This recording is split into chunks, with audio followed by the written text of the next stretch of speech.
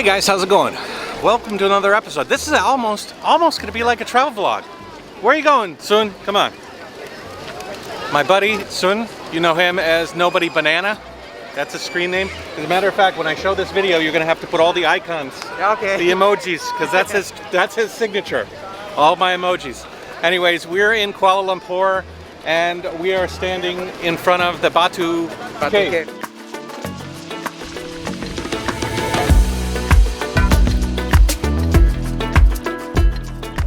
Yeah, the monkeys set the trap for you. Yeah.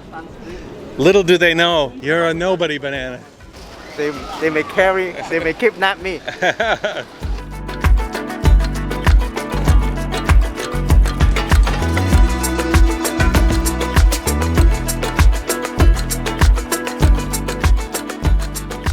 How many times have you been here before? I think two. Two times? Third time. Let me just bring my friends here. Yeah. I will not come here alone by myself. That's why I want to bring you here. Yeah, apparently the monkeys can accost you looking for food and snacks and stuff. You are getting old. Yeah, well, I'm just out of shape, that's all. What about it's your excuse? We are the same age. I know. This 200 something step is not as easier as you thought. It's not the Sondong Cave exactly, but it does remind me of camp on day 2. For those of you that don't know, Sondong Cave is the largest cave system in the world in the jungles of Vietnam. I explored it a number of years ago with my friend Matt, and so it wasn't exactly a tourist trap with all of these colors. You had to get like permission to go into the cave and pay quite a bit of money to go in there. But the structure of this cave is very beautiful. Is there a reason people are barefoot? Is that a... Yeah, for Hindus. Yeah, like they have to take their shoes off when they come up into the temple? Yes.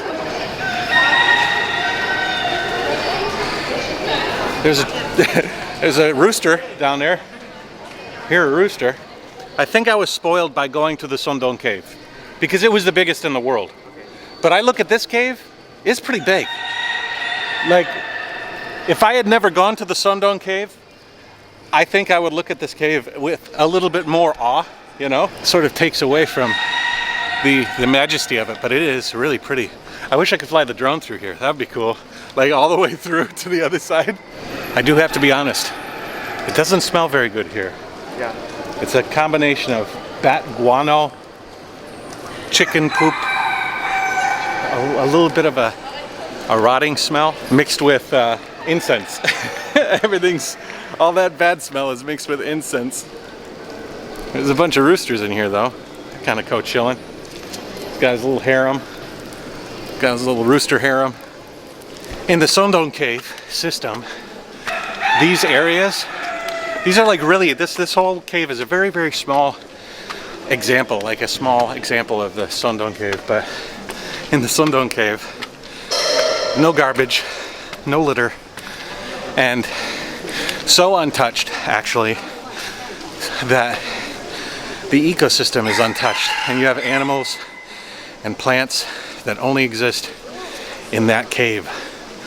If you keep your eye on the news, sometimes you'll hear of a new species or a new creature that's been discovered in the Sondong Cave. But this brings back a lot of memories. Very cool. So what this is the cave was cut through underneath here, and some millions of years ago, the roof fell in and formed this opening. I always like to think about, there was a moment in time when there was some sort of rodent or something cruising around in this spot right here, and there was a little crack, a little crunch, and then that came all the way down to here, crushed anything that was below it, and fell anything that was above it. Even there was birds and trees up there. Those all fell down here. And eventually it just wore itself out and created this culvert This sinkhole. Be cool to fly the drone out through this hole.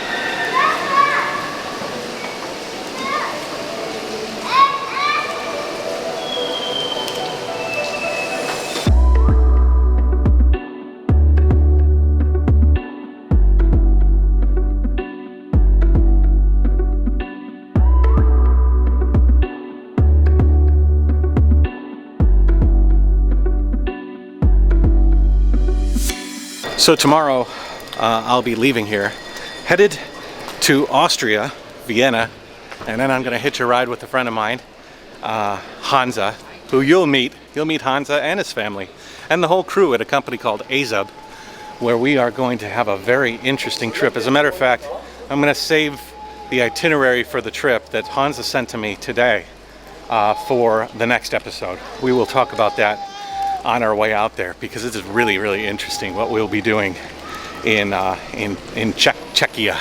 Okay, so we're headed out of the temple. Where are we going now? The Monkey God Temple. The Monkey God Temple. Like the Monkey King or the Monkey God? Are they different? It's a blue monkey god. Oh, blue monkey god. Yeah. You'll see it later. It's not Wahong. Yeah. No. Hong. Maybe they are relatives. Cousins. Yeah, cousins. Yeah.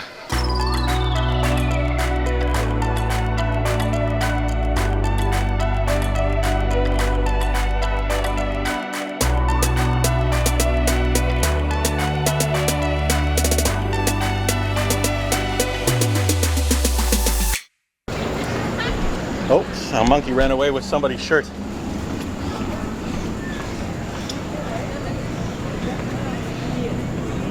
You see, that's you, buddy. Right there. Oh, somebody bit you. See the blood in his leg? Yeah, somebody bit his dick off. Banana. Have you ever gotten into a fight with a monkey while you've been here? No Cambodia monkey fights, or No. Vietnam monkey fights, or Malaysia monkey fights? Yeah. I'm surprised. You're lucky. Yeah. They didn't take me They away. didn't take you down. Yes. I mean, I'm you were still named alive. Banana. Yeah. That's like an affront to them. You're inviting some violence to you. Yeah, these Yeah, guys. just need to be careful with them. Yeah. That little one there must have taken a scarf off somebody. And he's like, that stuff is mine. Nobody's getting that. Oh, oh, oh. Uh-oh. Winners take all. I think he's underwater. Whoa! Was that a monkey, or were they just throwing stuff? No. Must have just thrown something. Yeah. I don't think monkeys can swim underwater like that. See? Oh, he is there. Yeah, they can swim. Underwater can swim. They're like little scuba divers. Annie wanted to get a pet monkey. She even named it Joe. Little Joe, we were going to call the monkey. I got that idea out of her head as quickly as possible.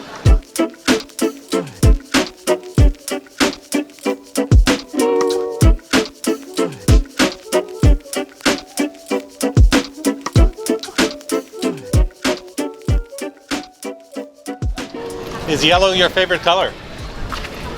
Used to So be far, that's the only color I see you in. yellow and orange. Not the color of Uncle Roger. Hiya. Yeah, nobody banana sounds just like Uncle Roger. He's gonna make me some fried rice. Don't bring colander into your rice cooking. Hiya. There's a whole bird like exhibit in there where you can pay money and probably have a bird on your shoulder or whatever, take a picture. But they're screaming. That sound coming out of a bird. Oh, it's America right there. Land of the free, home of the brave. Bald eagle. He kind of looks like Homer Simpson. Yeah. You know the color on the No, face? yeah. Like a green Homer Simpson with a tail. Gotta see. He's got good thighs though. He does a lot of squats. He does a lot of squatting. Man, I wish I had his knees.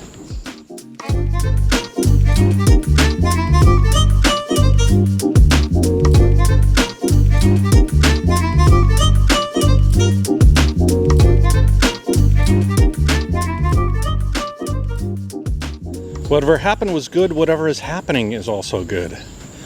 Whatever will happen, that also will be good. What did you lose? What are you crying for? What did you bring which you have lost? What did you create that is destroyed? Whatever you have taken is taken only from here. Whatever you have given is given only from here. Whatever is yours today will belong to someone else tomorrow. On another day, it will belong to yet another. This is inevitable change, the law of the universe, the objective of my creation. I don't know about this. You don't know what that means? Yeah, I don't know. It means that everything that you worry about, all the money that you spend, all the things you buy, they're worthless in the whole grand scheme of things. There's going to be somebody else's tomorrow. It not belongs to me. It doesn't belong to you. You have a house on a nice piece of land. You better enjoy it, because as soon as you go, somebody else is going to be there living on that land, staying in that house.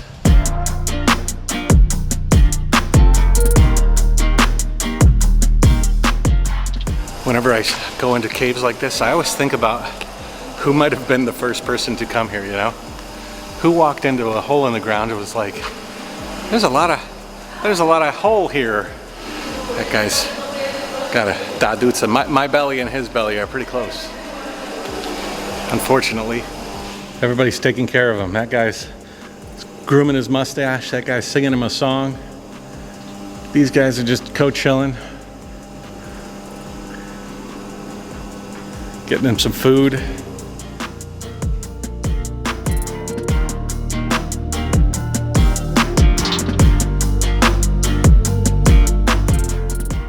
This looks like a uvula.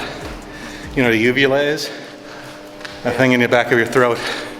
You know, this is the difference between Sondong Cave and this area and these caves and the more populated caves. They want to actually open up Sondong more to the public and make it easier for people to go there, but then you have to deal with stuff like this, you know, and garbage.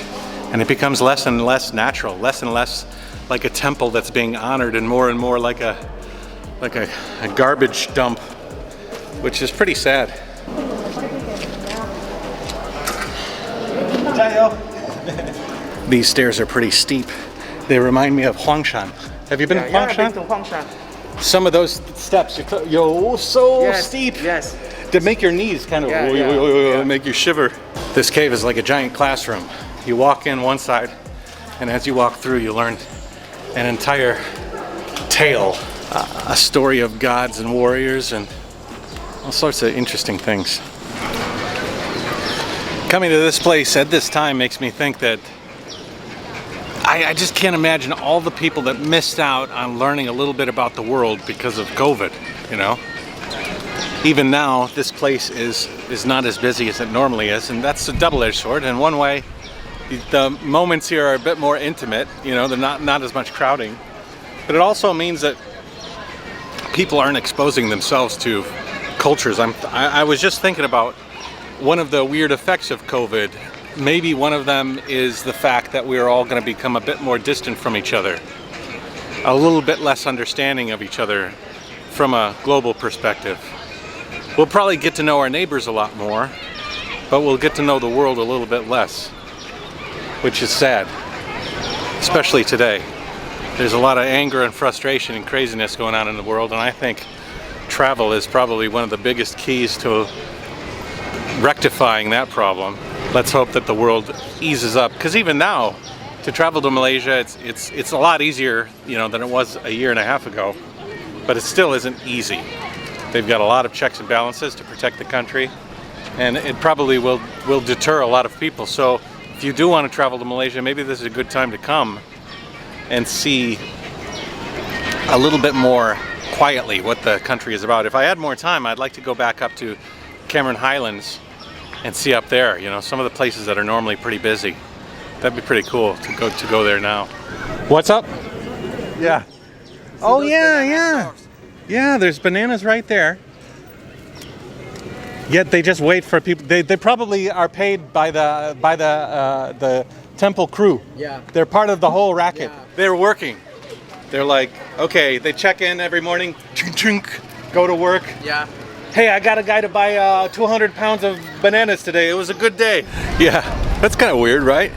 So all the animals and the monkeys are right over there. They're just, well, I don't see any monkeys over there right now, but there are. And then there's a whole bunch of bananas just sitting here on the rack.